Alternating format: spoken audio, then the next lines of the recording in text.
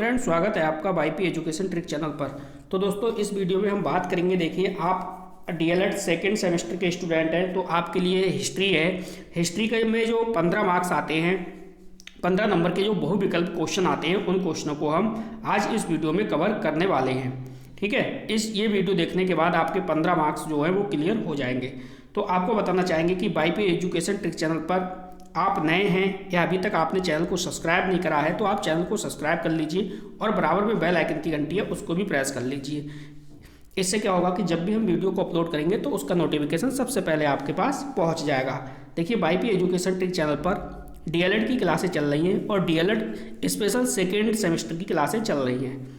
ठीक है, रोजाना आपको क्लासें मिलती हैं तो प्लेलिस्ट एक बार अवश्य चेक कर लेना। प्लेलिस्ट पे आज से आपको आसानी हो जाएगी पढ़ने में। तो पहला ऑप्शन है मौर्य इतिहास के स्रोत हैं। तो मुद्रा राक्षस है, इंडिका है, अशोक के शिला अभिलेख है या यह सभी है। तो कोई जो मुद्रा राक्षस है मौर्य इतिहास का ही स्रोत है, इंडिका भी है, अशोक के अभिलेख भी हैं। तो इस प्रकार से हमारा यह सभी वाला ऑप्शन यहाँ पे सही हो जाएगा।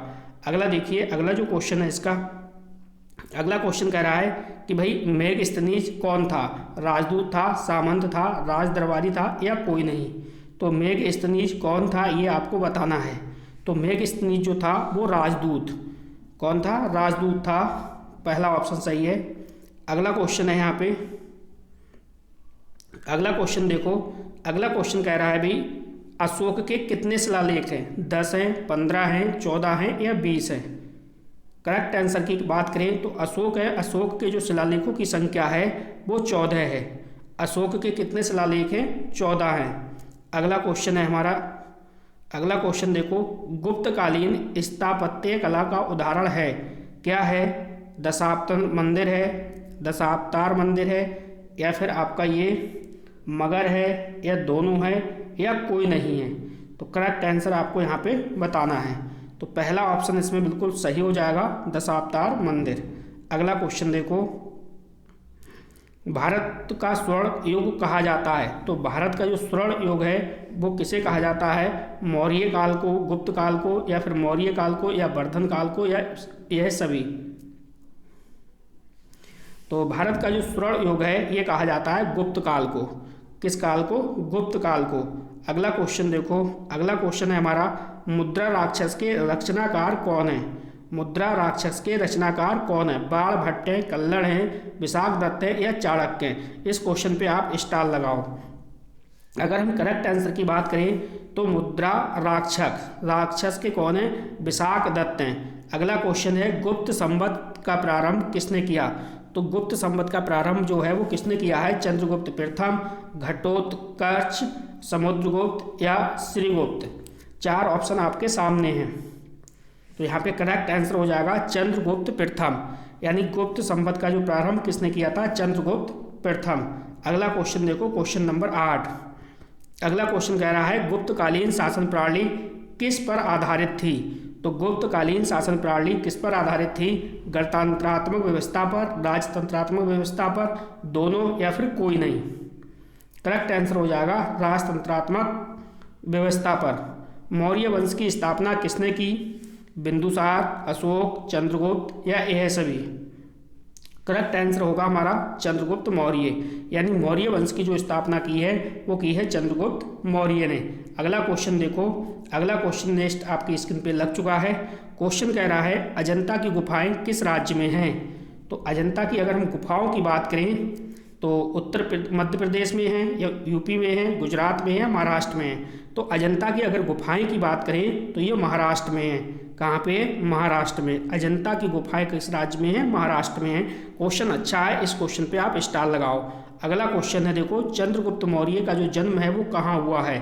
जन्म हुआ था लगभग 340 ईसा पूर्व में, लगभग 345 ईसा पूर्व में, लगभग 347 ईसा पूर्व में, लगभग 349 ईसा पूर्व में। तो आपको करेक्ट आंसर इसका बताना है। तो चंद्रगुप्त जो मौर्य का जन्म हुआ है वो हुआ है लगभग देखो यहाँ पे 345 ईसा पूर्व में। अगला क्वेश्चन देखिए, अगला क्वेश्चन है, मौर्य शासन में सेना का प्रबंध करने वाले मंडल में सदस्य होते थे। यानी मौर्य शासन में सेना का प्रबंध करने वाले मंडल में सदस्य होते थे कितने? 20, 30, 10 या 40। करेक्ट आंसर आपको बताना है। तो मौर्य शासन में सेना का जो प्रबंध कराने वाले मंडल में सदस्यों की जो संख्या थी वो 30 थी। क्या थी? 30 थी। करेक्ट आंसर है। अगला क्वेश्चन है, अमित घात के नाम से इतिहास में प्रसिद्ध है। तो अमित घात के नाम से इतिहास में प्रसिद्ध है, क्या है? चंद्रगुप्त है, बिंदुसार है, अशोक है या दशरथ है? करेक्ट आंसर आपको बताना है। तो अमित घात के नाम से इतिहास में प्रसिद्ध है वो क्या है? वो बिंदुसार है। बी ऑप्शन यहाँ पे बिल्कुल सही हो जाएगा, बिंदुसार। अगला क्वेश्चन देखो।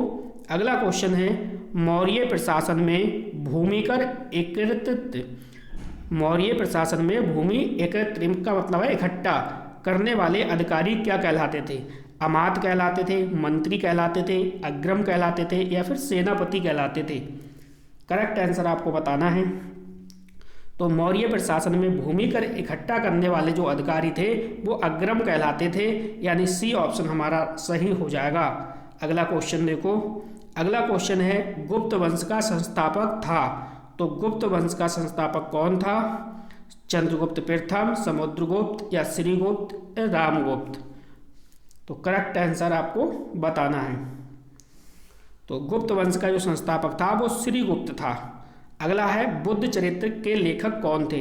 इस क्वेश्चन पे आप स्टार लगाओ, कई बार एग्जाम में पूछा जा चुका है। बुद्ध चरित्र के लेखक कौन थे? अश्वघोष थे, नागार्जुन थे, कालिदास थे या चरक थे? तो यहाँ पे देखो अश्वघोष हो जाएगा, पहला ऑप्शन यहाँ पे बिल्कुल राइट हो जाएगा। क्वेश्चन नंबर 17, गुप्त युग का महान वैद्य था। तो गुप्त युग का महान वैद्य कौन था? बाणभट्ट था या भट्टी था या धवंतरी था या फिर चरक थे? करेक्ट आंसर आपको बताना है।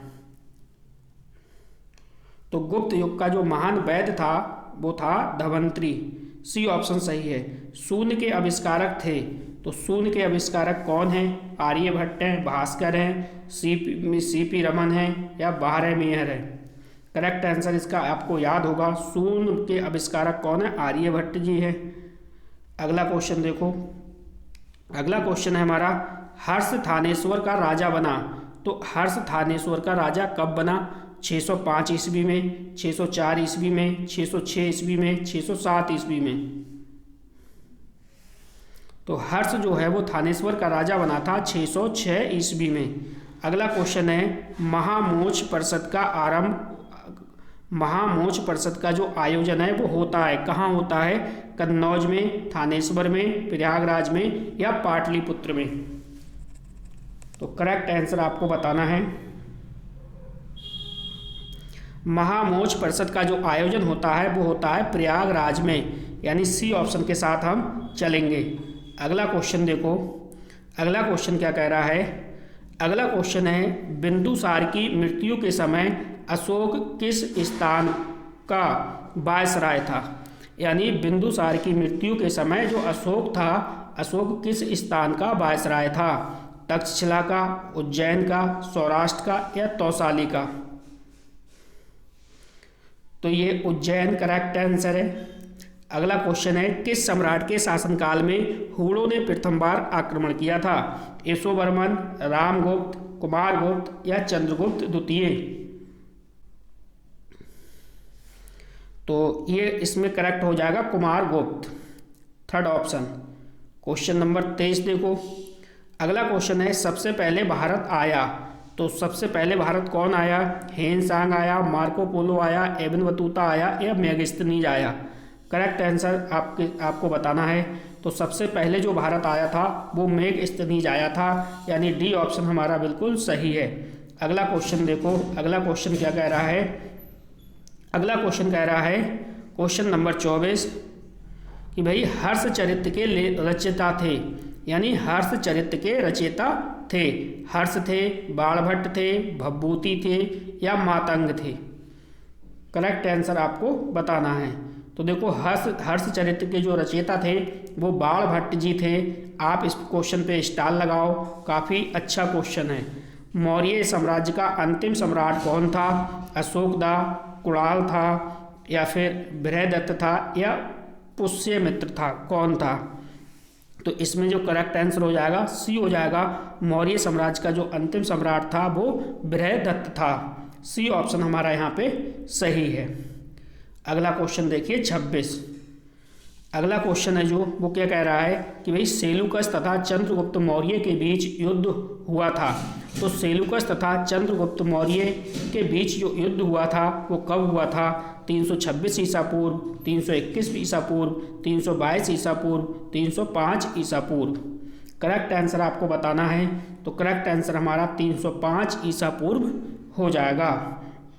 अगला क्वेश्चन देखो, क्वेश्चन नंबर 27 क्या कह रहा है कि गुप्त संवत का प्रारंभ वर्ष है। तो गुप्त संवत का जो प्रारंभ वर्ष है वो क्या है? 319 ईसा पूर्व, 375 ईसा पूर्व, 380 ईसा पूर्व, या 335 ईसा पूर्व। क्वेश्चन नंबर 27 का करेक्ट आंसर बताना है आपको, तो 319 हो जाएगा। इसमें पहला वाला ऑप्शन बिल्कुल सही हो जाएगा। देखिए डीएलएड आपका सेकेंड सेमेस्टर है और सेकेंड सेमेस्टर ही सबसे कठिन सेमेस्टर है चारों सेमेस्टरों में। तो यहाँ पे आप लापरवाही नहीं करना, पढ़ते रहना मेहनत से। दशावतार मंदिर जो है वो है कहाँ पे है? भुमरा में है, देवगढ़ में है, खजुराहो में है, या भीतरगांव में है? करेक्ट आंसर आपको बताना है। तो दशावतार जो मंदिर है वो देवगढ़ में है। दशावतार मंदिर कहाँ पे है? देवगढ़ में है। अगला क्वेश्चन देखो, जो 29वां क्वेश्चन आप देख रहे हो स्क्रीन पे, इस पे आप स्टार लगाओ। ठीक है, अजंता में गुफाओं की जो संख्या है वो कितनी है? 42 है, 29 है, 25 है, या 30 है? करेक्ट आंसर आपको बताना है। तो अजंता में गुफाओं की जो संख्या है वो 29 है। कितनी है? 29 है। अगला क्वेश्चन देखो, अगला क्वेश्चन क्या कह रहा है? अगला क्वेश्चन ये कह रहा है भाई शेक्सपियर है, शेक्सपियर किस देश के नागरिक थे? अमेरिका के थे, इंग्लैंड के थे, फ्रांस के थे, या फिर आयरलैंड के थे? तो शेक्सपियर किस देश के नागरिक थे? इंग्लैंड के थे। बी ऑप्शन हमारा यहाँ पे सही हो जाएगा। अगला क्वेश्चन है सम्राट अशोक के पिता थे। तो सम्राट अशोक के जो पिता थे वो कौन थे? बिंदुसार थे, बिंबिसार थे, चंद्रगुप्त मौर्य थे, या फिर कौटिल्य थे? अगर हम अशोक के पिता की बात करें तो हम जाएंगे ए ऑप्शन के साथ, यानी बिंदुसार। अशोक सम्राट अशोक के जो पिता थे वो बिंदुसार थे।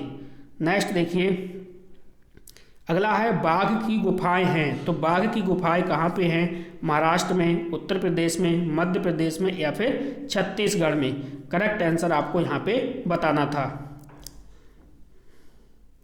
तो देखो बाघ की जो गुफाएं हैं वो एमपी में यानी मध्य प्रदेश में हैं। अगला क्वेश्चन देखिए, मुद्रा राक्षस जो है वो नाटक है, नाटक के लेखक कौन है? तो ये क्वेश्चन निकल चुका है पीछे, ये रिवाइज हो गया। तो ये बताया विशाख दत्त, ये आपको ध्यान रखना है।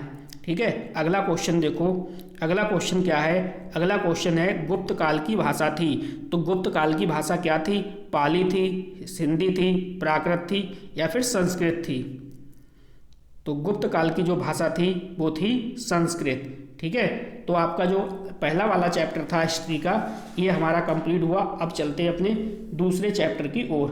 जो चैप्टर था ये था भारत में प्रथम साम्राज्य की स्थापना। ठीक है, आप वाईपी एजुकेशन ट्रिक चैनल को सब्सक्राइब कर लीजिए और डिस्क्रिप्शन में टेलीग्राम चैनल की लिंक दी गई है, टेलीग्राम चैनल को भी ज्वाइन कर लीजिए। तो चलते हैं अब आगे की ओर।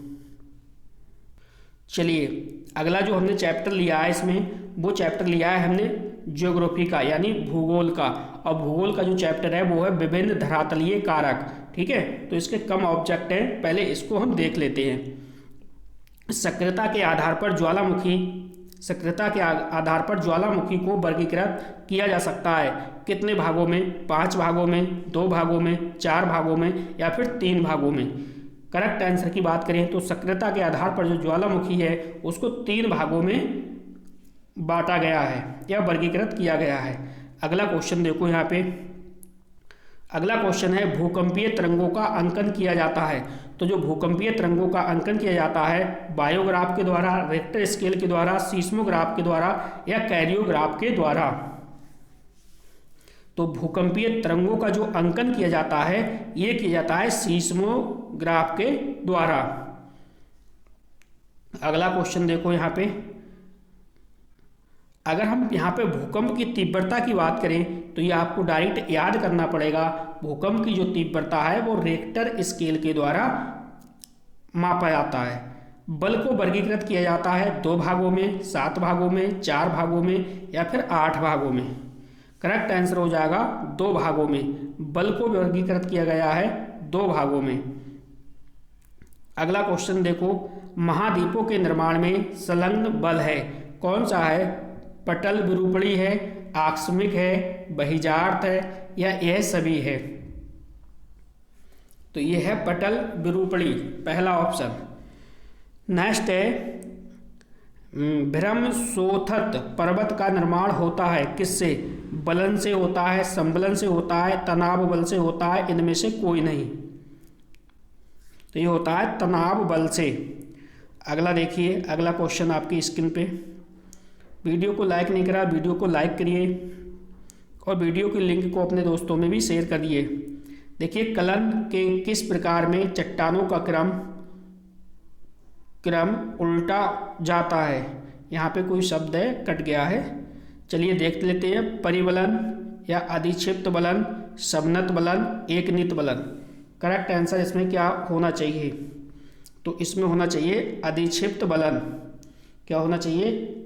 अधिक्षिप्त बलन, यानी बलन के किस प्रकार में चट्टानों का क्रम उलट जाता है। यहाँ पे जो छिप गया है वो उलट होगा। अगला क्वेश्चन देखो, अगला क्वेश्चन है हमारा, वो है 8वां। होस्ट तथा ग्राबिन का निर्माण किससे होता है? भ्रंश से, बलन से, संपीड़न से या फिर भूकंप से? तो इसमें हम जाएंगे भ्रंश से, पहले ऑप्शन के साथ चले जाएंगे। होस्ट तथा ग्राबिन का निर्माण किससे होता है? तो वो भ्रंश से होता है। अगला क्वेश्चन देखो, क्वेश्चन नंबर 9। अगला क्वेश्चन हमारा कह रहा है कि सक्रिय ज्वालामुखी का जो उदाहरण है वो क्या है? पोपा है, वेसुवियस है या फ्यूजियाना है या स्ट्रोम्बोली है? करेक्ट आंसर आपको बताना है। तो सक्रिय ज्वालामुखी का जो उदाहरण है वो स्ट्रोम्बोली है, डी ऑप्शन। अगला है, अपक्षय को वर्गीकृत किया जा सकता है कितने भागों में? 4 भागों में, 3 भागों में, 5 भागों में या फिर 7 भागों में? करेक्ट आंसर की बात करें तो यहाँ पे हो जाएगा 3 भागों में। अगला क्वेश्चन देखो, क्वेश्चन नंबर 11। क्वेश्चन नंबर 11 कह रहा है कि चट्टानों का अपने ही स्थान पर छोटे छोटे टुकड़ों में टूटना क्या कहलाता है? अपर्दन, निक्षेपण, अपक्षय या फिर घर्षण? करेक्ट आंसर आपको बताना है। तो यहाँ पे हो जाएगा आपका अपक्षय, यानी सी ऑप्शन यहाँ पे बिल्कुल आपका सही है। क्वेश्चन नंबर 12 देखिए। क्वेश्चन नंबर 12 है, आंतरिक प्रक्रियाएं कितने प्रकार की होती हैं? 2 प्रकार की, 3 प्रकार की, 1 प्रकार की या फिर 4 प्रकार की? करेक्ट आंसर की बात करें तो ये होती है आंतरिक प्रक्रियाएं 2 प्रकार की। अगला क्वेश्चन है, भूकंप नापने की इकाई है? तो भाई रिएक्टर है, बी ऑप्शन के साथ चले जाएंगे। तो जो विभिन्न धरातलीय कारक था ये चैप्टर समाप्त हुआ। देखते हैं अगला चैप्टर आपका क्या होगा। अगला चैप्टर आपका है वो है वायुमंडल एवं जलमंडल। ठीक है, हिस्ट्री का जो अगला चैप्टर क्या है? वायुमंडल एवं जलमंडल। तो उसके ये ऑब्जेक्ट है। वायुमंडल में ऑक्सीजन गैस पाई जाती है। तो सबको पता है वायुमंडल में कितनी % ऑक्सीजन गैस पाई जाती है? 21% पाई जाती है। अगर हम नाइट्रोजन की बात करें तो कितनी? 78% पाई जाती है। तो ये गैस याद रखना। तापमान मापा जाता है किससे? सीस्मोग्राफ से, डिग्री सेंटीग्रेड से, कैरियोग्राफ से या रेक्टर स्केल से? तो ये भी आपको पता है कि जो टेम्परेचर होता है वो डिग्री सेंटीग्रेड के द्वारा मापा जाता है। वायुदाब, देखो वायुदाब मापा जाता है किससे? हाइड्रोमीटर से, रेक्टर स्केल से, सीस्मोग्राफ से या फिर बोरोमीटर से? तो वायुदाब बोरोमीटर द्वारा। ओजोन गैस पाई जाती है किसमें? तो डायरेक्ट आंसर याद रखो, ओजोन जो गैस है वो पाई जाती है समताप मंडल में। किसमें? समताप मंडल में। जो डायरेक्ट आंसर होंगे रटने वाले वो मैं डायरेक्ट आंसर बता दूंगा। पवन को वर्गीकृत किया जा सकता है 5 भागों में, 2 भागों में, 3 भागों में या फिर 4 भागों में? तो देखो जो पवन है, पवन को 3 भागों में वर्गीकृत किया जा सकता है। चक्रवात को वर्गीकृत किया जा सकता है 8 भागों में, 2 भागों में, 4 भागों में या फिर 5 भागों में। करेक्ट आंसर इसका आपको बताना है। तो ये है 2 भागों में, यानी चक्रवात को वर्गीकृत किया जा सकता है 2 भागों में। अगला क्वेश्चन देखो, क्वेश्चन नंबर 7। अगला क्वेश्चन कह रहा है कि दीर्घ स्वर आता है, तो दीर्घ ज्वार आता है, कब आता है? अमावस्या को आता है, पूर्णिमा को आता है, उपरोक्त दोनों, इनमें से कोई नहीं। तो देखो दीर्घ जो ज्वार आता है वो अमावस्या और पूर्णिमा दोनों को आता है, इसलिए उपरोक्त सभी। लघु ज्वार जो आता है कब आता है? लघु ज्वार की बात करें कृष्ण पक्ष की अष्टमी को, शुक्ल पक्ष की अष्टमी को, उपरोक्त दोनों या फिर इनमें से कोई नहीं।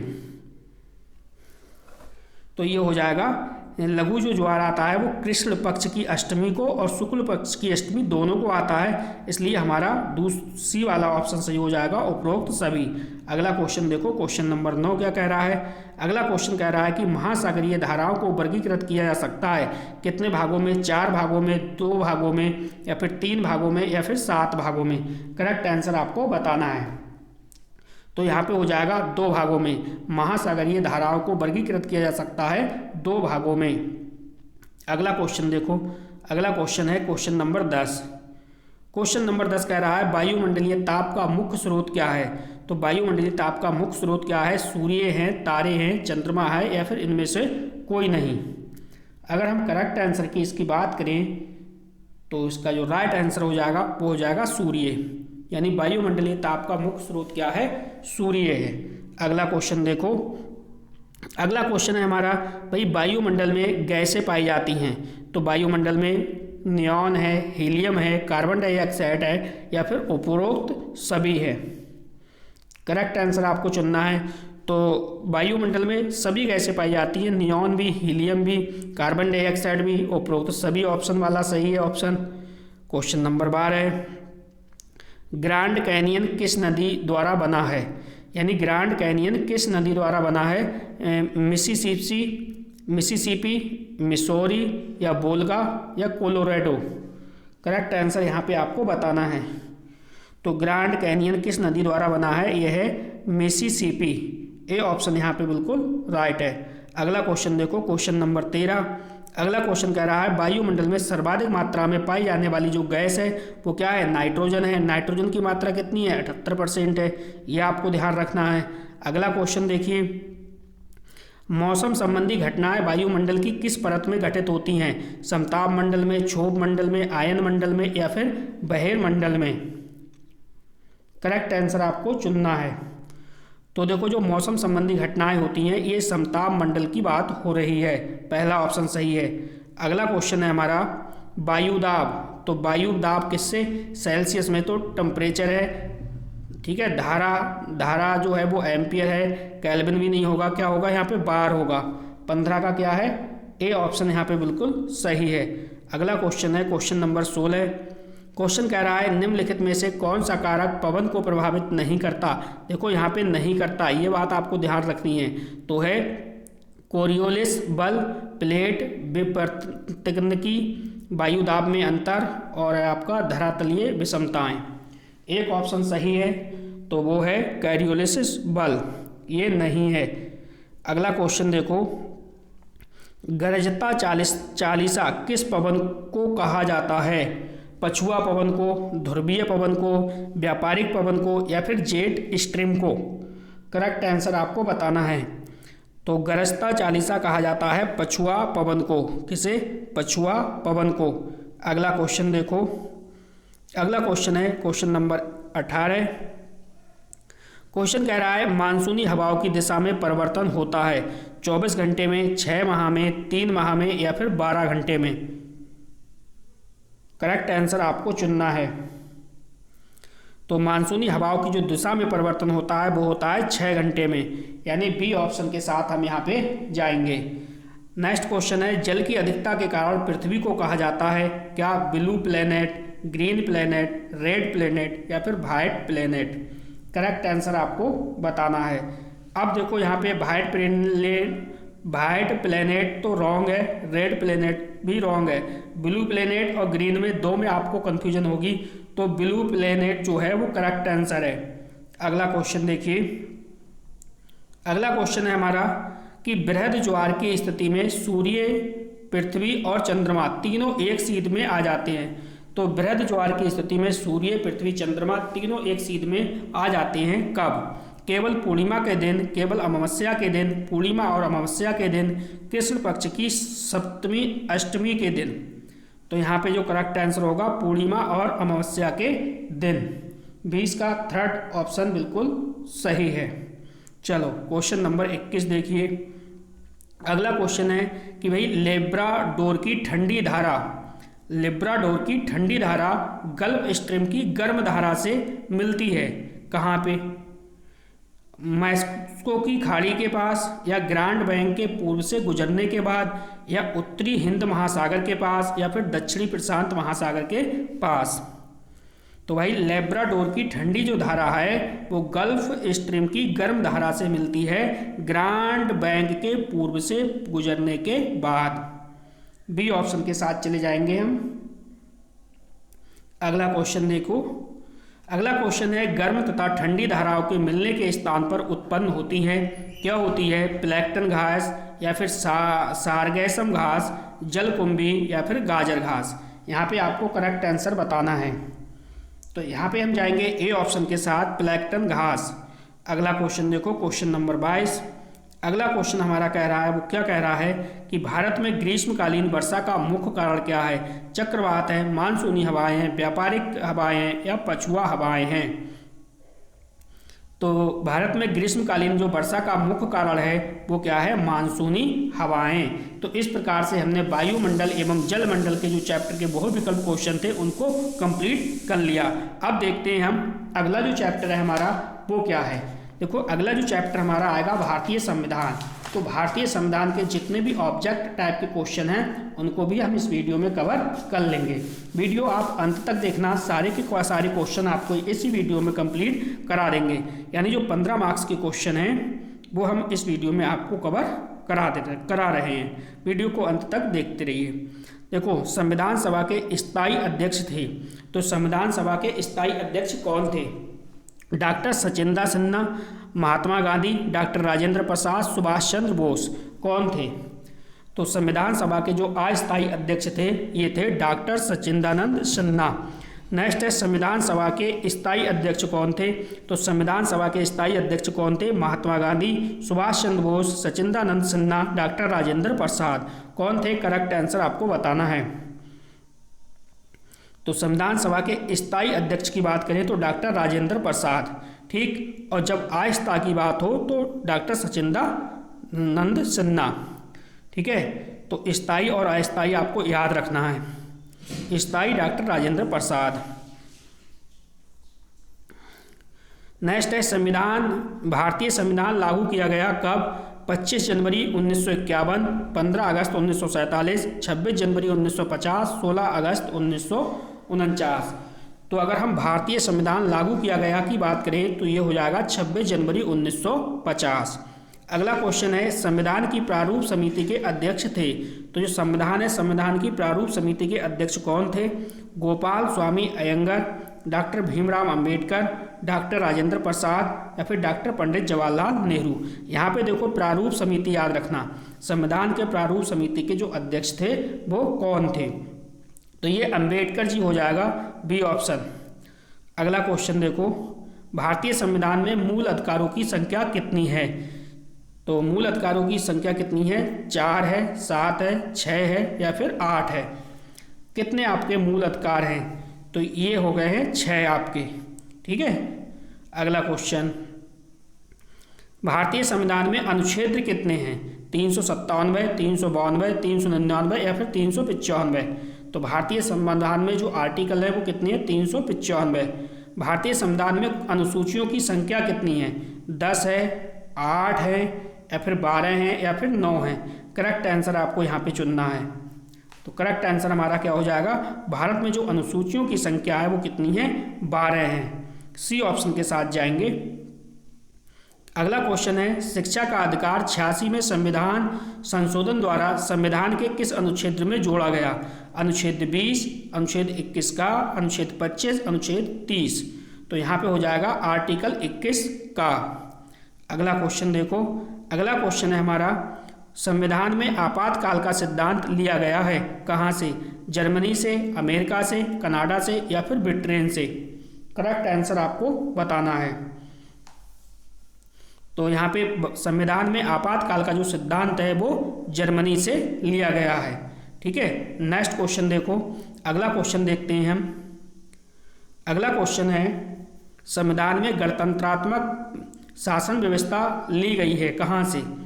अमेरिका से, जर्मनी से, आयरलैंड से या फ्रांस से?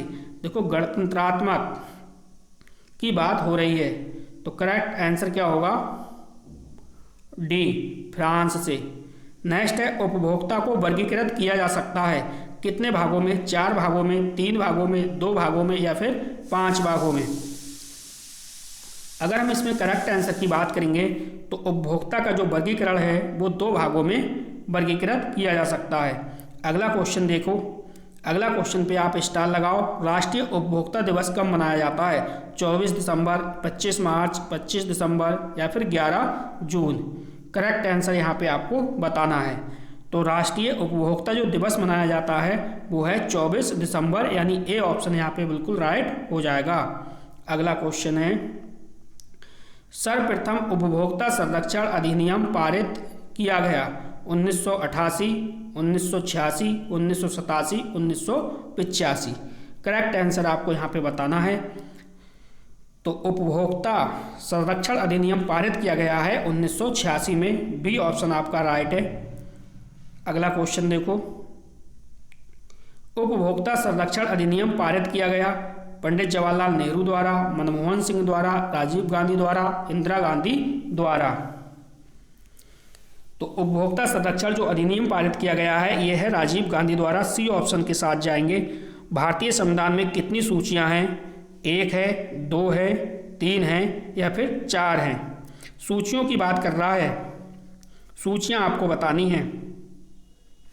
तो यहाँ पे 3 हैं। कितनी है? 3 हैं। अगला क्वेश्चन देखो, अगला क्वेश्चन है, गणतंत्र दिवस मनाया जाता है, तो करेक्ट आंसर है 26 जनवरी। 26 जनवरी हो जाएगा इसमें। ठीक है, जो ऑप्शन सरल होंगे उन पे बिल्कुल भी हम समय बर्बाद अपना नहीं करेंगे। ठीक, अगला क्वेश्चन देखो, अगला क्वेश्चन है, संविधान लागू किया गया, ये कब किया गया है? संविधान 1950 में। कब? 1950 में। इसमें भी हम समय बर्बाद नहीं करेंगे। ठीक, अगला क्वेश्चन देखो, संविधान निर्मोत्री सभा के अध्यक्ष थे, तो ये देखो कौन थे? तो संविधान निर्मोत्री जो सभा के अध्यक्ष थे, सबको याद है, डॉक्टर भीमराव अंबेडकर। कोई भी टाइम खराब अपना नहीं करने वाले। चलिए, कौन सा मूल अधिकार नागरिकों को प्राप्त नहीं है? जो नहीं है वो आपको बताना है। तो देखो पहले कितने थे? 7 आपके मूल अधिकार थे, अब कितने रह गए? अब आपके 6 रह गए। एक कौन सा खत्म करा है? तो वो संपत्ति का अधिकार खत्म करा है। ठीक है, स्वतंत्रता का है, धार्मिक स्वतंत्रता का भी है, शोषण के विरुद्ध भी है, लेकिन जो संपत्ति का अधिकार है ये हमारा खत्म कर दिया गया। तो अब रह गए 6। ठीक, नेक्स्ट है, यह तत्व नीति निदेशक न्यायालयों के लिए उपयोगी प्रकाश स्तंभ है, यह कथन था। क्या था? मतलब प्रकाश स्तंभ है, यह कथन था, तो किसका था? MC सीतलवाड़ ने या डॉक्टर राजेंद्र ने, प्रोफेसर KT शाह ने, जवाहरलाल नेहरू ने? क्वेश्चन नंबर 20 करेक्ट आंसर है MC सीतलवाड़ ने। अगला क्वेश्चन देखो, क्वेश्चन नंबर 21। अगला क्वेश्चन कह रहा है कि नीति निर्देशक तत्व हैं उसको किस देश से लिया गया है? फ्रांस से, ब्रिटेन से, आयरलैंड से या फिर रूस से? या फिर रूस से? तो करेक्ट आंसर क्या हो जाएगा आपका? सी ऑप्शन हो जाएगा। तो इस प्रकार से भारतीय जो संविधान थे इसका जो जितने भी ऑब्जेक्ट थे सारे ऑब्जेक्ट कवर कर लिए। देखते हैं अगला जो चैप्टर है वो हमारा क्या है। तो अगले चैप्टर की ओर अपने लोग चलते हैं। ठीक है, वीडियो को लाइक नहीं करा तो प्लीज़ वीडियो को लाइक करिए और वीडियो की लिंक को अपने सभी दोस्तों में शेयर भी कीजिए। देखो ये जो चैप्टर अब स्टार्ट होगा आपका, मैं आपको चैप्टर का नाम बता देता हूँ। चैप्टर का नाम है भारतीय अर्थव्यवस्था में कृषि का योगदान एवं मुद्रा। क्लियर? चलो तो जल्दी से क्वेश्चन को देखते हैं। भारतीय कृषि फसलों का वर्गीकरण किया जाता है 3 भागों में, 4 भागों में, 2 भागों में या फिर 5 भागों में। तो 2 भागों में भारतीय कृषि फसलों का जो वर्गीकरण किया जाता है ये 2 भागों में किया जाता है। सी ऑप्शन हमारा यहाँ पे बनेगा। अगला क्वेश्चन देखो। अगला क्वेश्चन है भारत में उत्पादन के आधार पर फसलों का वर्गीकरण किया जाता है 4 भागों में, 3 भागों में, 7 भागों में या फिर 8 भागों में। करेक्ट आंसर आपको यहाँ पे चुनना है। तो ये हो जाएगा बी ऑप्शन 3 भागों में। अगला क्वेश्चन देखो। अगला क्वेश्चन है उपयोग के आधार पर फसलों का वर्गीकरण किया जाता है 2 भागों में, 4 भागों में, 5 भागों में या फिर 7 भागों में। करेक्ट आंसर यहाँ पे चुनना है। तो करेक्ट आंसर क्या हो जाएगा? 2 भागों में। अगला क्वेश्चन है वैश्विक हरित क्रांति के जनक कौन है? यहाँ पे वैश्विक शब्द लगा हुआ है, इस बात का ध्यान रखना। Verghese Kurien, Swami Anna, Manmohan Singh, professor Norman Borlaug. तो करेक्ट आंसर हमारा क्या होगा? Professor Norman Borlaug. ये विश्व की बात कर रहा है, वैश्विक का मतलब विश्व। अगर भारत की बात करता तो हो जाते डॉक्टर एम.एस. स्वामीनाथन। अगला क्वेश्चन देखो। अगला क्वेश्चन जो है राष्ट्रीय बीज निगम की स्थापना कब हुई? 1969, 1963, 1960 या फिर 1950? तो ये हो जाएगा 1963। यानी राष्ट्रीय बीज निगम की जो स्थापना कब हुई है? 1963 में हुई है। अगला क्वेश्चन है राष्ट्रीय कृषि निगम की स्थापना हुई है। तो राष्ट्रीय जो कृषि निगम है इसकी स्थापना हुई है 1969 में, यानी ए ऑप्शन यहाँ पे बिल्कुल सही है। अगला क्वेश्चन देखो। अगला क्वेश्चन देखिए। अगला क्वेश्चन है राष्ट्रीय कृषि नीति की घोषणा की गई जुलाई 2000 में, अक्टूबर 2000 में, सितंबर 2000 में या फिर दिसंबर 2001 में? करेक्ट आंसर आपको बताना है। तो करेक्ट आंसर हो जाएगा जुलाई 2000 में। पहला ऑप्शन सही है। देखो भारत में हरित क्रांति के जनक पूछ लिया तो आंसर है डॉक्टर एम.एस. स्वामीनाथन। हरित क्रांति किससे संबंधित है? तो ये कृषि से संबंधित है। किससे संबंधित है? हरित क्रांति कृषि से संबंधित है, ये आपको ध्यान रखना है। गेहूं धान के लिए ज़्यादा फेमस हुई है। अगला है हमारा विश्व में जीएम की फसलें उगाई जाती हैं कनाडा में, भारत में, चीन में या उपयुक्त सभी में? तो क्वेश्चन नंबर 10 का आपको करेक्ट आंसर देना है। तो हमारा राइट आंसर हो जाएगा डी ऑप्शन। राष्ट्रीय कृषक आयोग का गठन कब किया गया? 2004 में, 2006 में, 2005 में, 2007 में? करेक्ट आंसर हो जाएगा 2004 में। राष्ट्रीय कृषक आयोग का जो गठन किया गया है वो किया गया है 2004 में। अगला क्वेश्चन देखो। अगला क्वेश्चन है राष्ट्रीय कृषक नीति को जो मंजूरी प्रदान की गई है कब की गई है? 2005 में, 2007 में, 2006 में, 2009 में? अगर हम इसके करेक्ट आंसर की बात करें तो ये हो जाएगा 2007 में। अगला क्वेश्चन है राष्ट्रीय कृषि नीति के प्रमुख बिंदु हैं। कौन से बिंदु हैं? 4 ऑप्शन आपके सामने हैं। भूमि सुधार, कृषकों के लिए सामाजिक सुरक्षा, ए बी दोनों, इनमें से कोई नहीं। तो ये हो जाएगा सी ऑप्शन, ए बी दोनों। ठीक है, यहाँ पे हम थोड़े से स्पीड से चल रहे हैं। आपको सिर्फ याद तो है ही सारे क्वेश्चन। मेरा काम है आपको हर क्वेश्चन पे नज़र डलवाना ताकि कोई क्वेश्चन जो है आपकी नज़र से चूके ना। ठीक है, तो यहाँ पे मेरा मकसद आपको पढ़ाना नहीं है, सिर्फ और सिर्फ आपकी नज़र क्वेश्चन पे डलवानी है। ठीक है, राष्ट्रीय कृषि विकास योजना के अंतर्गत आते हैं, क्या आते हैं? कृषि का यंत्रीकरण, पशुपालन, समेकित कृषि प्रबंधन, उपयुक्त सभी। तो डी ऑप्शन के साथ चले जाएंगे हम यहाँ पे। अगला क्वेश्चन देखो। अगला क्वेश्चन है कृषि उत्पादकता बढ़ाने हेतु उपयुक्त सुझाव हैं। कृषि का यंत्रीकरण, जैविक खेती का संवर्धन, ए बी दोनों, इनमें से कोई नहीं? तो करेक्ट आंसर आपको बताना है। तो ए बी दोनों के साथ जाएंगे। अगला क्वेश्चन है हरित क्रांति किससे संबंधित है? तो ये कृषि के व्यापारीकरण से है, कृषि जोतों से है, पशुधन से है, कृषि उत्पादन में वृद्धि से है। तो इसका जो 16वां क्वेश्चन है ये है कृषि उत्पादन में वृद्धि से, यानी डी ऑप्शन हमारा यहाँ पे बिल्कुल सही होगा। अगला क्वेश्चन है भारत की राष्ट्रीय आय में कृषि क्षेत्र का योगदान कितना है? 16.5%, 18.5%, 30% या फिर 65%? तो इसका जो आंसर है वो है 16.5%, 16.5, यानी ए ऑप्शन। चलो अगला क्वेश्चन देखो। मुद्रा वह है जो मुद्रा का कार्य करे, कहा था किसने? मार्शल ने, बाकर ने या फिर पीगू ने या फिर क्राउथर ने? किसने कहा था? तो ये कहा था बाकर ने, बी ऑप्शन। शाक मुद्रा को वर्गीकृत किया जा सकता है 4 भागों में, 7 भागों में, 8 भागों में या फिर 5 भागों में? शाक मुद्रा की बात हो रही है तो इसको 5 भागों में वर्गीकृत किया जा सकता है। धातु मुद्रा को वर्गीकृत किया जा सकता है 8 भागों में, 2 भागों में, 7 भागों में या फिर 5 भागों में। अगर हम इसके करेक्ट आंसर की बात करेंगे तो देखिए इसका जो राइट आंसर हो जाएगा वो हो जाएगा 2 भागों में। ठीक, 2 भागों में। क्वेश्चन नंबर 21 क्वेश्चन है मुद्रास्फीति का कारण क्या है? हीनात प्रबंध या फिर अनुत्पादक व्यय में वृद्धि, वाणिज्य बैंकों का व्यवहार या फिर इनमें से सभी। करेक्ट आंसर आपको बताना है क्वेश्चन नंबर 21। तो इसमें हम जाएंगे डी ऑप्शन के साथ, इनमें से सभी। अगला क्वेश्चन देखो, अगला क्वेश्चन कह रहा है कि ग्रेसम आर्थिक सलाहकार थे। ग्रेसम आर्थिक सलाहकार थे महारानी विक्टोरिया के, हिटलर के, सिकंदर के या महारानी एलिजाबेथ प्रथम के। करेक्ट आंसर यहाँ पे आपको बताना है क्वेश्चन नंबर 22। तो महारानी एलिजाबेथ प्रथम के। अगला क्वेश्चन मुद्रा, यहाँ पे देखते हैं क्या छपा है।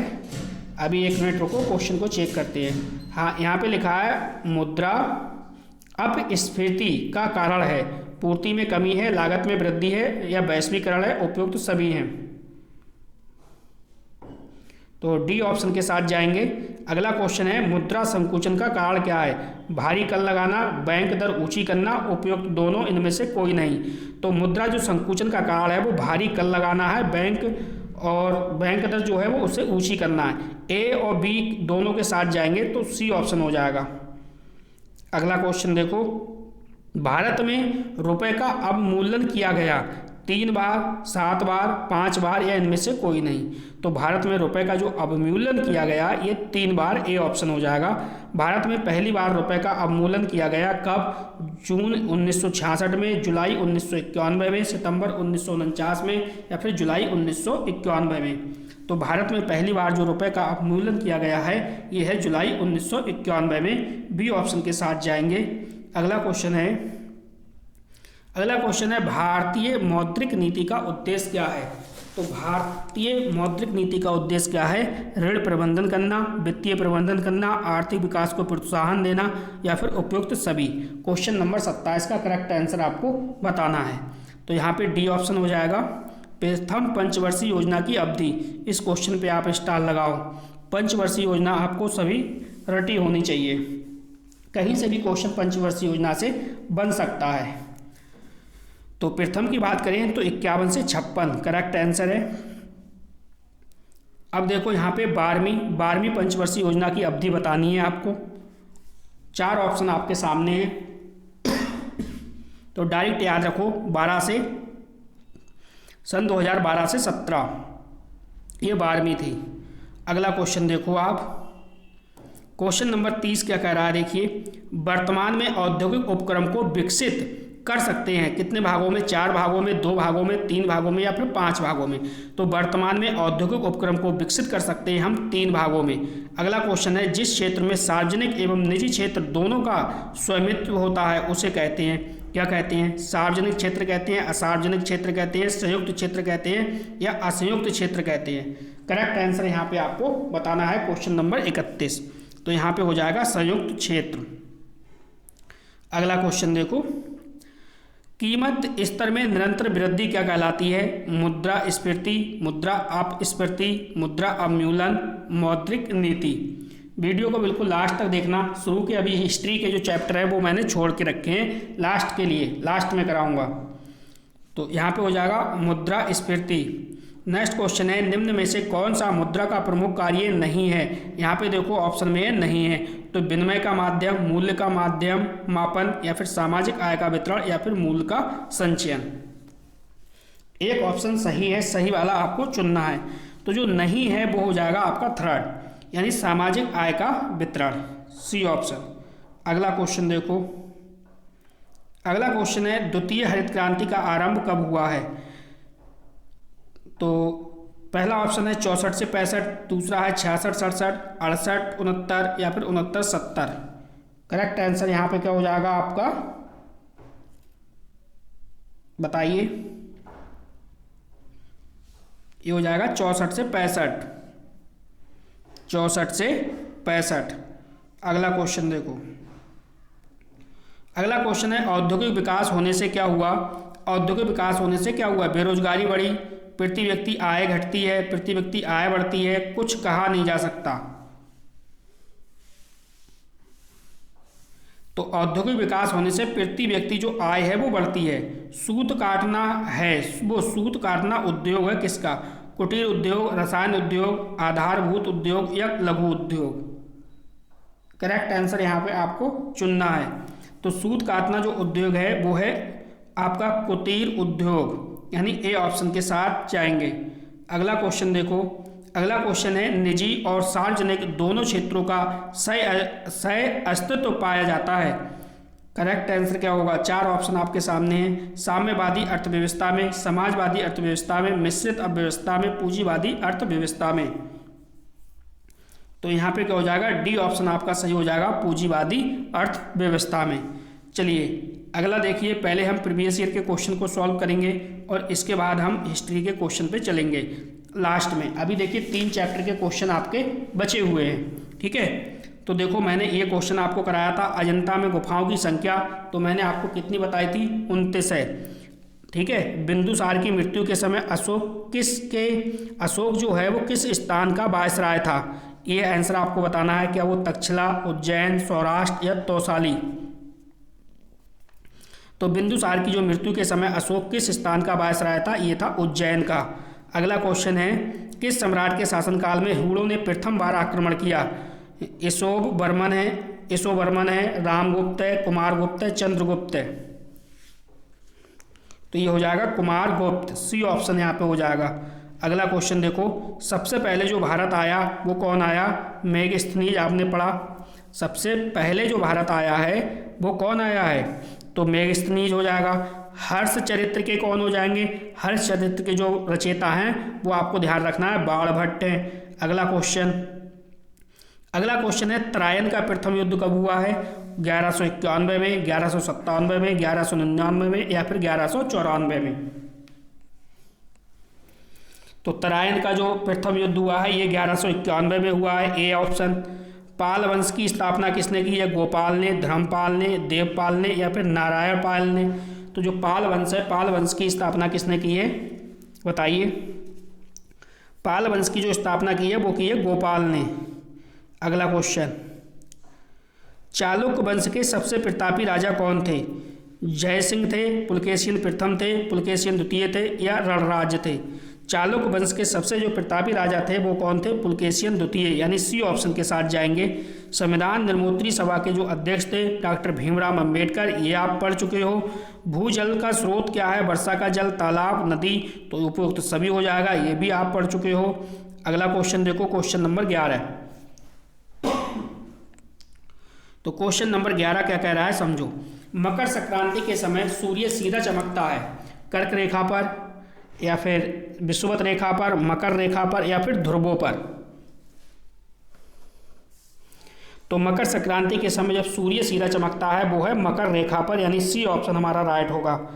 अगला क्वेश्चन है, भारत का मानक समय निर्धारित किया जाता है 80 डिग्री पूर्वी देशांतर से, 90 डिग्री पूर्वी देशांतर से, 23.5 डिग्री पूर्वी देशांतर से, 82.5 डिग्री पूर्वी देशांतर से? तो जो भारत का मानक समय निर्धारित किया जाता है वो है 22.5 डिग्री पूर्वी देशांतर से। अगला क्वेश्चन है, कौन सा मूल अधिकार नागरिकों को प्राप्त नहीं है? जो नहीं है मैंने आपको बताया था 7 मूल अधिकार थे, एक मूल अधिकार समाप्त कर दिया गया, वो है संपत्ति का। बचे कितने? 6। करेंट में आपके 6 हैं। अगला क्वेश्चन देखो, यहाँ पे देखो यही क्वेश्चन मैंने आपको कराया था कि भाई यह तत्व नीति निर्देशक न्यायालयों के लिए उपयुक्त प्रकाश स्तंभ है, ये कथन किसका है? तो ये क्वेश्चन भी मेरा कराया हुआ इसी वीडियो का है, तो मैंने ये बताया था एम शीतल बाड़। अगला क्वेश्चन है, शेक्सपियर किस देश के नागरिक थे? तो ये भी क्वेश्चन हमने आपको कराया है, तो इसका क्या हो जाएगा? ये है इंग्लैंड के। चलते हैं अब नेक्स्ट चैप्टर की ओर। अगला देखो, अगला भी प्रैक्टिस साइड है, आप प्रीवियस ईयर का पेपर है, इसे भी आप लगा लीजिए, ठीक। इसके बाद जो बचे हुए चैप्टर हैं उसको अपने लोग करेंगे। अगला क्वेश्चन क्या है कि महमूद गजनवी था, उसने सोमनाथ के मंदिर पर कब आक्रमण किया?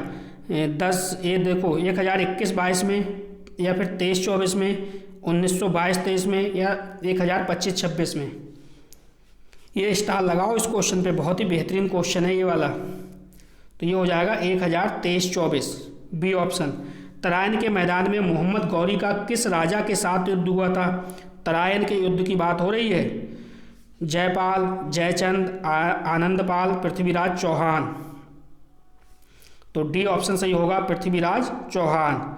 अगला क्वेश्चन देखो, अगला क्वेश्चन है गुलाम वंश का प्रथम सुल्तान कौन था? इल्तुतमिश था, गयासुद्दीन बलबन था, कुतुबुद्दीन ऐबक था या फिर रजिया सुल्तान? करेक्ट आंसर आपको बताना है। तो गुलाम वंश का जो प्रथम सुल्तान था वो कुतुबुद्दीन ऐबक था। अगला क्वेश्चन है गयासुद्दीन बलबन दिल्ली का शासक बना, कब बना? 1206 में, 1210 में, 1211 में, 1266 में? गयासुद्दीन जो बलबन था वो दिल्ली का शासक बना था 1266 में। डी ऑप्शन के साथ जाएंगे। अगला क्वेश्चन देखिए, अगला क्वेश्चन है दिल्ली में लोधी वंश की स्थापना की, दिल्ली में लोधी वंश की स्थापना की किसने? बहलोद लोधी ने, सिकंदर लोधी ने, इब्राहिम लोधी ने या फिर संग्राम लोधी ने? तो दिल्ली में जो लोधी वंश की स्थापना की थी बहलोद लोधी ने की थी। तालीकोटा का युद्ध कब हुआ? सन 1965 में या फिर 1968 में, 1565 में, 1568 में, 1560 में, 1590 में? तो ये हो जाएगा 1565। अगला क्वेश्चन देखो, अगला क्वेश्चन है विजयनगर साम्राज्य की शासन व्यवस्था में राज्य को कितने प्रांतों में बांटा गया? 6 प्रांतों में, 15 प्रांतों में, 20 प्रांतों में या फिर 30 प्रांतों में? करेक्ट आंसर यहाँ पे आपको बताना है। तो विजयनगर साम्राज्य की शासन व्यवस्था में राज्य को कितने भागों में ये बांटा गया था? 6 प्रांतों में। पृथ्वी का जो आकार है वो कैसा है? गोल है, चपटा है, वर्गाकार है या फिर त्रिभुजाकार है? कैसा आकार है? तो आपको पता है चपटा है। कैसा है? चपटा है। बी ऑप्शन के साथ जाएंगे। अगला क्वेश्चन देखो, अगला जो क्वेश्चन है हमारा वो है भी भारत में ग्रीष्मकालीन वर्षा का मुख्य कारण क्या है? चक्रवात है, मानसूनी हवाएं हैं या व्यापारिक हवाएं हैं या पछुआ हवाएं हैं? करेक्ट आंसर आपको बताना है। ठीक है, क्वेश्चन नंबर 9 का अगर हम यहाँ पे करेक्ट आंसर की बात करें तो हमारा बी ऑप्शन सही हो जाएगा, मानसून हवाएं। देखिए अगला जो प्रैक्टिस साइड है उसको देख लीजिए आप। इस प्रैक्टिस साइड के बाद अपने लोग चलेंगे जो बचे हुए क्वेश्चन है उस पर। ठीक है, चलो वीडियो को अंत तक आप अवश्य देखना, सारे क्वेश्चन आपके क्लियर हो जाएंगे। सम्राट अशोक के पिता कौन थे? तो ये आपको याद हो गया, कौन थे? बिंबिसार थे। ठीक है, सॉरी बिंदुसार थे। ए ऑप्शन हो जाएगा। बाघ की गुफाएं कहाँ पे हैं? तो ये देखो आपने पढ़ा महाराष्ट्र में। बाघ की गुफाएं कहाँ पे हैं? सॉरी ये महाराष्ट्र में नहीं, वहाँ पे पढ़ा था एमपी में, मध्य प्रदेश में, यानी सी ऑप्शन के साथ जाएंगे। मुद्रा राक्षस, तो मुद्रा राक्षस नाटक के लेखक कौन है? विशाख दत्त हमने पढ़ा। गुप्त काल की भाषा क्या थी? तो गुप्त काल की भाषा जो हमने पढ़ी है वो पढ़ी थी संस्कृत। ठीक है, तो इसमें संस्कृत होगा।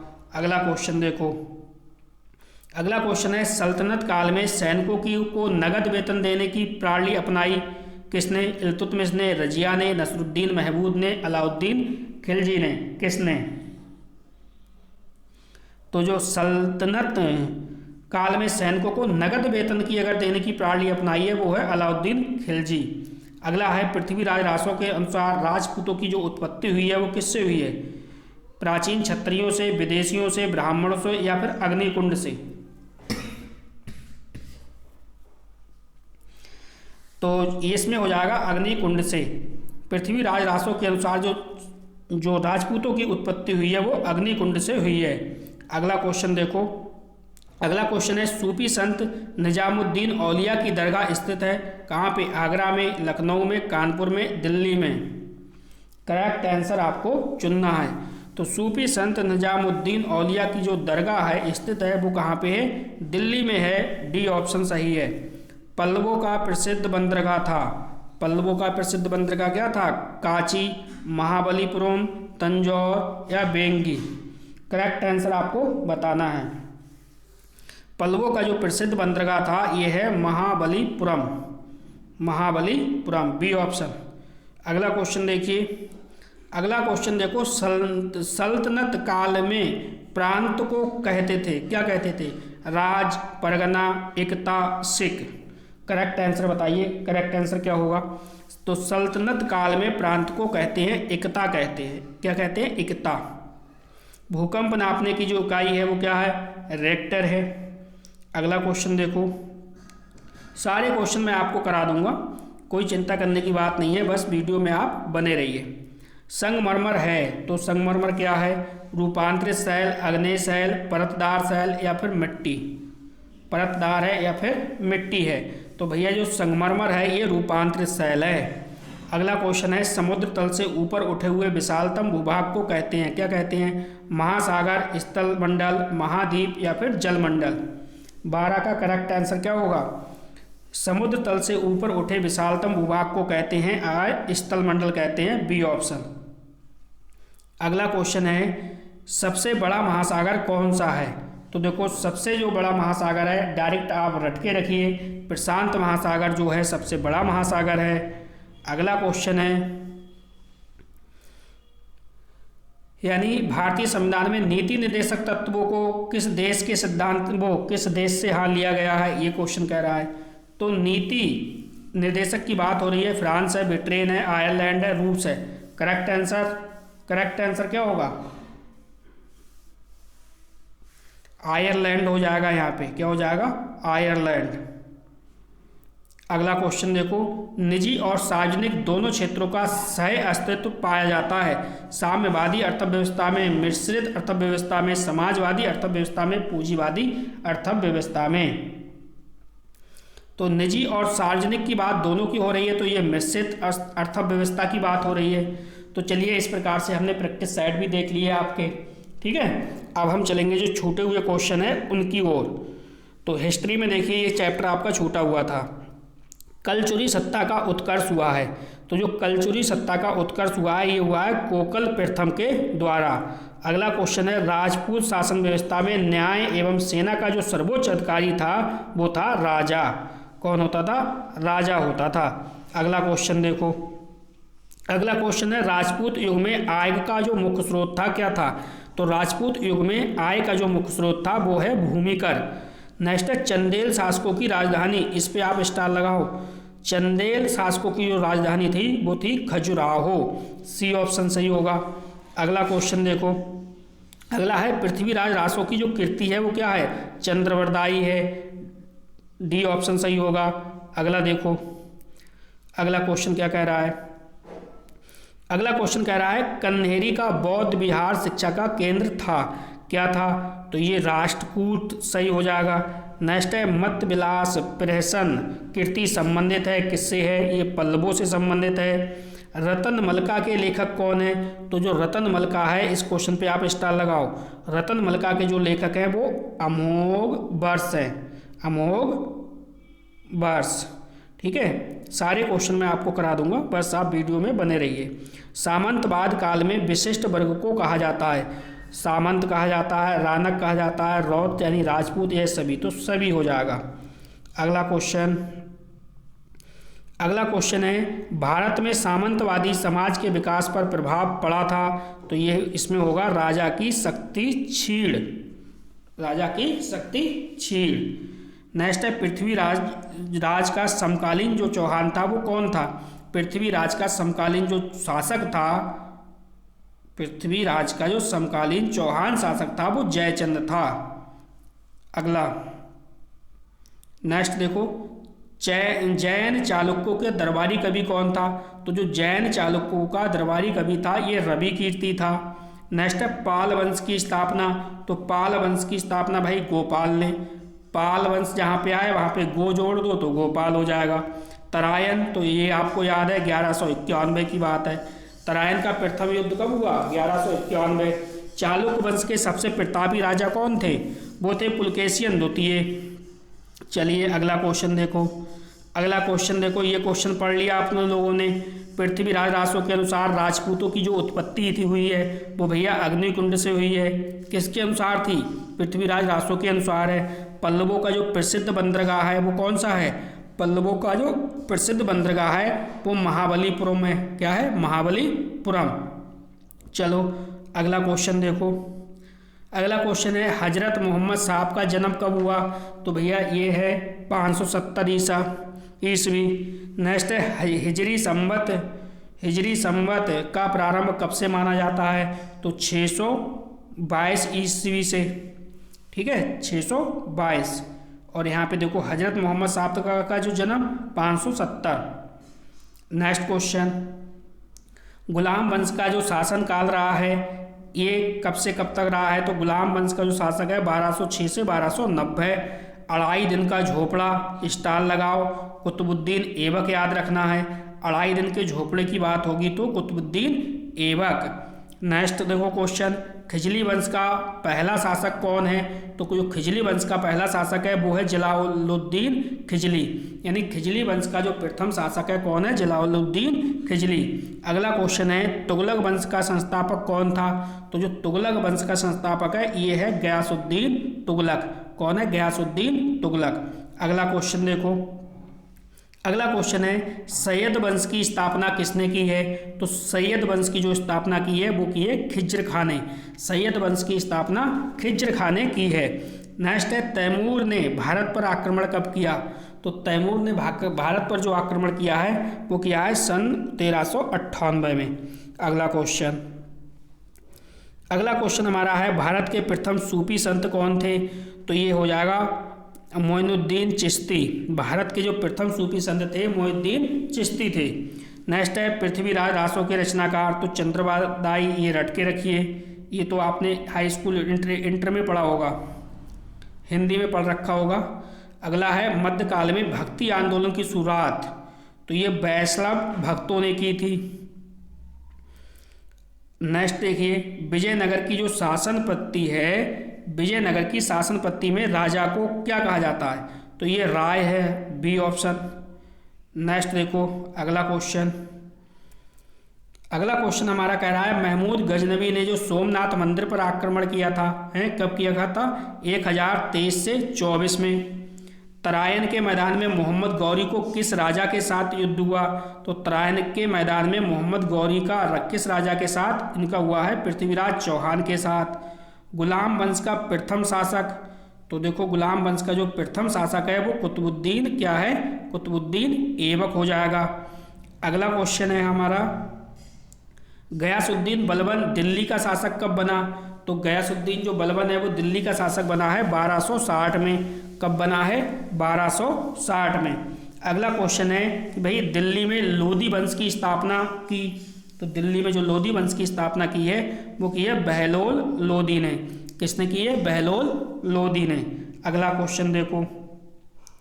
अगला क्वेश्चन है हमारा कि भाई तालीकोटा का युद्ध हुआ था। तो तालीकोटा का कब युद्ध हुआ है? सन 1565 में, 1568 में, सन 1560 में, सन 1590 में। तो तालीकोटा का जो युद्ध हुआ है ये हुआ है 1565 में। ठीक। अगला क्वेश्चन, विजयनगर साम्राज्य की शासन व्यवस्था में राज्य को कितने प्रांतों में बांटा गया था? 6 प्रांत में, 15 प्रांत में, 20 प्रांत में या फिर 30 प्रांत में? तो विजयनगर साम्राज्य की जो शासन व्यवस्था है में राज्य में तो 6 प्रांतों में बांटा गया था। ये क्वेश्चन पड़ा हुआ है आपका। अगला है सल्तनत काल में सैनिकों को नगद वेतन की देने की बात। तो अलाउद्दीन खिलजी ने। ये भी क्वेश्चन पड़ा है। सल्तनत काल में प्रांत को कहते हैं एकता। तो ये भी क्वेश्चन आपका पड़ा हुआ है। अगला क्वेश्चन देखो। अगला क्वेश्चन है सूफी संत निजामुद्दीन औलिया की दरगाह। देखो ये क्वेश्चन आपका पड़ा हुआ नहीं था तो ये आ गया देखो नया। सूफी संत निजामुद्दीन औलिया की जो दरगाह है स्थित है कहाँ पे है? तो ये दिल्ली में स्थित है। कहाँ पे? दिल्ली में। अगला क्वेश्चन देखो। अगला क्वेश्चन है हमारा कि भाई पृथ्वी पर मुख्य रूप से मंडल पाए जाते हैं। तो पृथ्वी पर मुख्य रूप से 4 मंडल हैं। पृथ्वी पर सबसे बड़ा महासागर तो प्रशांत महासागर है। अगला क्वेश्चन देखिए। अगला क्वेश्चन है हमारा पृथ्वी की आंतरिक संरचना को वर्गीकृत किया जा सकता है कितने भागों में? तो आंतरिक संरचना को 3 भागों में वर्गीकृत कर सकते हैं। ज्वालामुखी को वर्गीकृत किया जा सकता है तो ज्वालामुखी को भी 3 भागों में वर्गीकृत कर सकते हैं। ठीक। वायुमंडल में सबसे अधिक मात्रा में पाई जाने वाली जो गैस है वो कौन सी है? गैस नाइट्रोजन हो जाएगी आपकी। वायुमंडल का मुख्य रूप से कितने भागों में बांटा जा सकता है, तो वायुमंडल को 5 भागों में, ठीक, 5 लेयर आपको याद होंगी। पृथ्वी के संपूर्ण क्षेत्रफल पर लगभग जल पाया जाता है कितना, तो ये 71% हो जाएगा। सूर्य ग्रहण होता है तो ये अमावस्या के दिन होता है। अगर मान लो इस क्वेश्चन में आपको कोई दिक्कत होती है ना, तो इसे मैं ट्रिक से याद करा देता हूँ। देखो SA, इसे ध्यान रखना, SA, ठीक है, एस से याद रखना सूर्य, ए से अमावस्या। तो ऐसे तो आपको याद ही था, ऐसे तो ये भूलोगे नहीं, ठीक है। अगला क्वेश्चन है, पृथ्वी पर पीने योग्य जल तो मात्र 3% जल है पीने योग्य। जल धाराओं को वर्गीकृत किया जा सकता है, तो ये 2 भागों में, जल धाराओं को 2 भागों में वर्गीकृत किया जा सकता है। विश्व का सबसे छोटा महासागर, तो ये विश्व का सबसे छोटा महासागर है, आर्कटिक महासागर हो जाएगा। वायुयान उड़ाने की जो उपयुक्त मंडल है कौन सा है, वो समताप मंडल है, जिसमें ओजोन लेयर पाई जाती है। अगला क्वेश्चन है हमारा, देखिए, चंद्रमा का परिक्रमण पथ क्या है, तो चंद्रमा का जो परिक्रमण पथ है ये दीर्घ वृत्ताकार है। चंद्रमा की पृथ्वी से निकटतम स्थिति क्या कहलाती है, तो ये पेरोजी कहलाती है। चंद्र ग्रहण की परिघटना होती है, तो ऊपर वाला देखो सूर्य ग्रहण था, सूर्य ग्रहण क्या ट्रिक थी, ऐसे, ठीक है। सूर्य ग्रहण जो होता है वो कब, अमावस्या के दिन। अब आ रहा है चंद्र ग्रहण, तो CP ध्यान रखो, CP चंद्र ग्रहण होता है कब, पूर्णिमा के दिन। CP और ऐसे या CP में से एक ध्यान रहेगा, तो इन दोनों में आप कंफ्यूज नहीं होगे। अगला क्वेश्चन है कि भाई पृथ्वी का सबसे निकटतम उपग्रह है, तो पृथ्वी का जो सबसे निकटतम उपग्रह है वो हमारा हो जाएगा चंद्रमा। पृथ्वी का सबसे निकटतम उपग्रह क्या है, चंद्रमा है। डायमंड रिंग का अवलोकन होता है, तो डायमंड रिंग का जो अवलोकन होता है वो सूर्य ग्रहण में होता है। नेक्स्ट देखिए, अगला क्वेश्चन है कि धरातल के परिमंडलों की संख्या कितनी है, तो जो धरातल के परिमंडलों की संख्या है वो 4 है। कितनी है, 4 है। अगला क्वेश्चन है कि भाई धरातलीय मृदा किस परिमंडल का अभिन्न अंग है, तो ये धरातलीय मृदा किस परिमंडल का अभिन्न अंग है, तो ये हो जाएगा स्थल मंडल। ए ऑप्शन हमारा यहाँ पे सही है। अगला क्वेश्चन है, विश्व की सबसे लंबी नदी, तो नील नदी जो है वो विश्व की सबसे लंबी नदी है। अगला क्वेश्चन देखो यहाँ पे, अगला क्वेश्चन है, पृथ्वी के धरातल के कितने भाग पर जलमंडल का विस्तार है, तो ये 3/4 भाग पर। नेक्स्ट क्वेश्चन है, किस महाद्वीप से कर्क रेखा, भूमध्य रेखा तथा मकर रेखा गुजरती है, तो किस महाद्वीप से कर्क रेखा, भूमध्य रेखा, मकर रेखा गुजरती है, तो यह हो जाएगा अफ्रीका महाद्वीप। क्वेश्चन नंबर 23 देखिए, पृथ्वी की आंतरिक संरचना में कितने भाग हैं, तो ये पढ़ चुके हैं, 3 भाग हैं। पृथ्वी में चुंबकत्व का गुण किसके कारण पाया जाता है, तो पृथ्वी में चुंबकत्व का जो गुण है वो पाया जाता है लोहे तत्व के कारण। चट्टानें कितने प्रकार की होती हैं, तो चट्टानें 3 प्रकार की होती हैं। नेक्स्ट क्वेश्चन, अगला क्वेश्चन देखो, अगला क्वेश्चन हमारा आ गया, रूपांतरित चट्टान है, तो रूपांतरित चट्टान जो है वो संगमरमर है। किन चट्टानों में जीवाश्म पाए जाते हैं, तो जीवाश्म जो है वो अपसादी चट्टानों में पाए जाते हैं। जीवाश्म किसमें है, अपसादी चट्टानों में। पृथ्वी का जो आकार है वो कैसा होता है, चपटा होता है। भूजल स्रोत क्या है, वर्षा का जल है, तालाब है, नदी है, उपयुक्त सभी हो जाएगा। अगला देखो, मकर संक्रांति के समय सूर्य सीधा चमकता है, तो ये मकर रेखा पर चमकता है, ठीक। नेक्स्ट देखिए, अगला क्वेश्चन है, भारत का मानक समय निर्धारित किया जाता है, तो ये 82.5 डिग्री पूर्वी देशांतर से। अगला क्वेश्चन, समुद्र तल से ऊपर उठे विशालतम भूभाग को क्या कहते हैं, तो ये स्थल मंडल कहते हैं। सबसे बड़ा महासागर आपको याद है प्रशांत महासागर। और संगमरमर क्या है, संगमरमर आपका रूपांतरित सहल है, ठीक है, रूपांतरित सहल है। तो दोस्तों मैंने आपके तीनों जो 50-50 मार्क्स के जो पेपर आते हैं, इन तीनों के मैंने ऑब्जेक्ट आपको करा दिए हैं, और जो विज्ञान है विज्ञान के भी ऑब्जेक्ट मैंने आपको करा दिए। नेक्स्ट यानी कल आपको हिंदी के भी ऑब्जेक्ट करा देंगे। इसके बाद जो आपका मैथ बचेगा, तो मैथ तो पूरा आपको कंप्लीट मिलेगा ही मिलेगा चैनल पे। इसके बाद हम इन सभी सब्जेक्ट को के जो अति लघु क्वेश्चन आपके पूछे जाते हैं एक एक नंबर वाले, उनको पढ़ेंगे। तो बस इस वीडियो में इतना ही था। वीडियो देखने के लिए आपका बहुत बहुत धन्यवाद। मिलते हैं नेक्स्ट वीडियो में न्यू टॉपिक के साथ।